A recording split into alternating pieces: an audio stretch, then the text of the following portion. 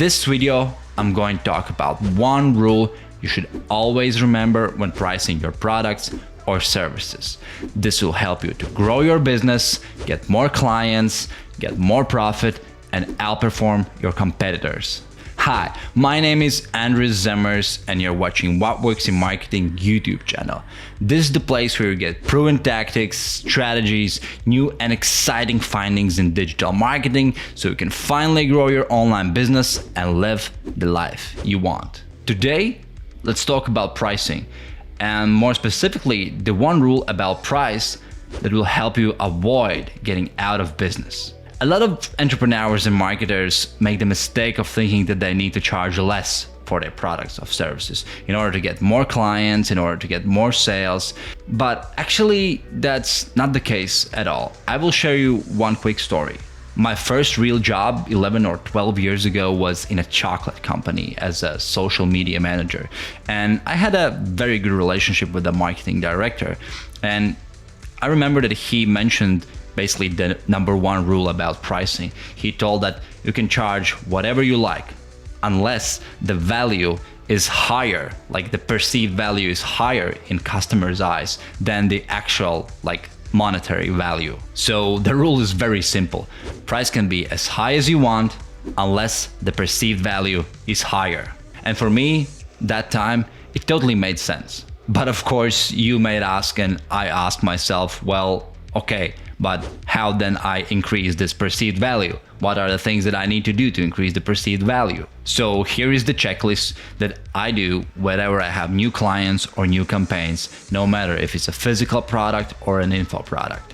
So here it is, 7 ways how to increase perceived value. Number 1, show the outcome. I really like results-driven promise or message, where you highlight the outcome and results they will get by purchasing your product. Basically, the bigger the promised outcome, the bigger or better the perceived value. For example, here's an online program that will teach you how to go from 0 to 100K a year with your online business. And here's a program which is called your $10 million blueprint that will change your business and life. And just by seeing these two messages and these two promises, you can just imagine which of these have higher perceived value. Definitely the second one. So whenever you can, try to use real numbers as a promise. For example, if you're selling weight loss program, mention how much weight they will lose in how many weeks or days.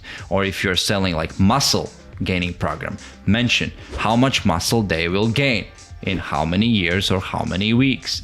Or if you sell sales coaching or something like that, mention what is the desired outcome, what is the promise here, how much money they will make in what time. For me, whenever we are selling funnel building services, our promise is that we will build a funnel that will get at least 100K in the first 2 months. Number 2, show alternative costs. This is the place where you amplify that problem, where you can amplify that pain and show how much it costs to not take an action. For example, for one of my clients, she has a business mastery program, and one of our promises is that, well, if you're not earning 6 figures per year, it costs you actually 6 figures per year. What I also like to do is to use apples to oranges comparison, or I think it was called apples to oranges close. It's basically, this is how much the traditional business mastery degree cost in a university, let's say 300,000, and this is what you will get with our program that costs 100 times less or something like that. And you can actually use this apples to oranges close, I think, in pretty much any business. And you can compare it to other alternatives in the market, you can compare it to other products, and you can compare it to alternative costs like a pain or negative scenario that they will live through if they are not taking action and actually buying your course. Number 3, add more bonuses. Yes, it's an easy one. Just ask what else do they need to achieve this goal, or what obstacles they will potentially have and how can they overcome them, and just add these things to the program or to the product. I have 2 examples.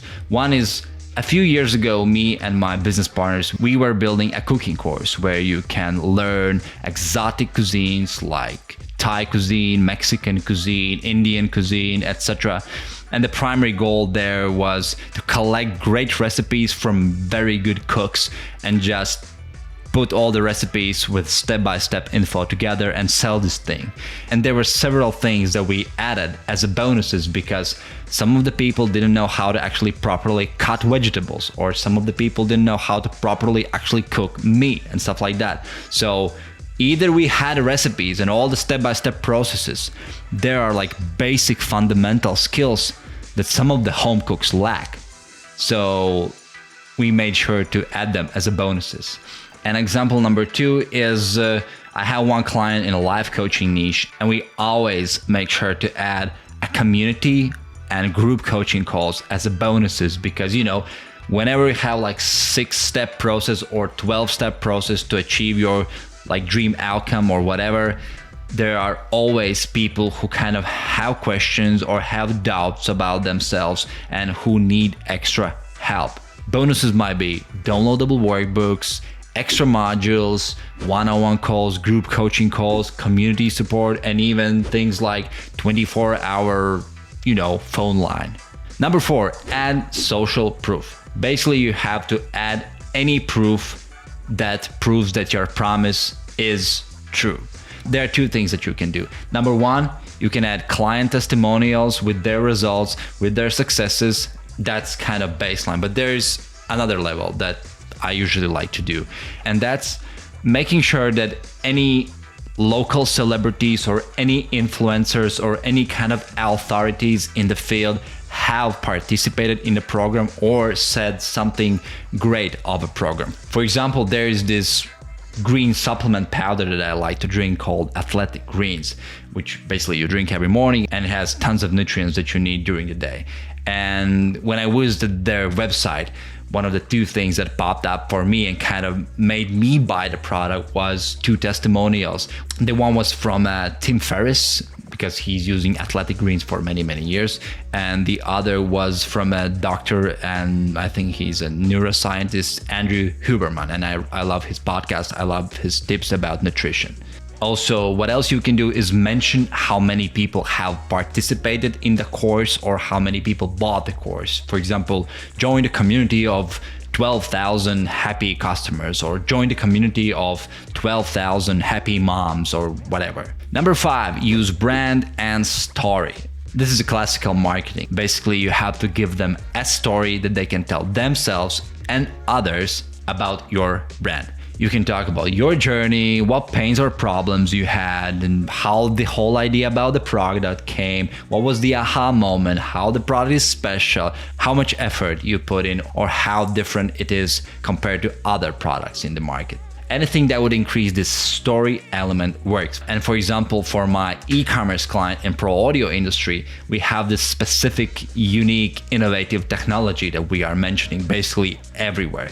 And this is the main story element that we try to basically plug everywhere, because in pro audio niche, all the products are kind of similar, and you must show that you have this unique thing to kind of be different from everybody else. Number 6, use scarcity and urgency. This is a must. You have to use words like special edition, one time only, special deal, one day only, limited seats, limited availability, and stuff like that. If it's available for everyone all the time throughout the year and there's no scarcity, no urgency, nothing special about it, then what's the point to buy it now?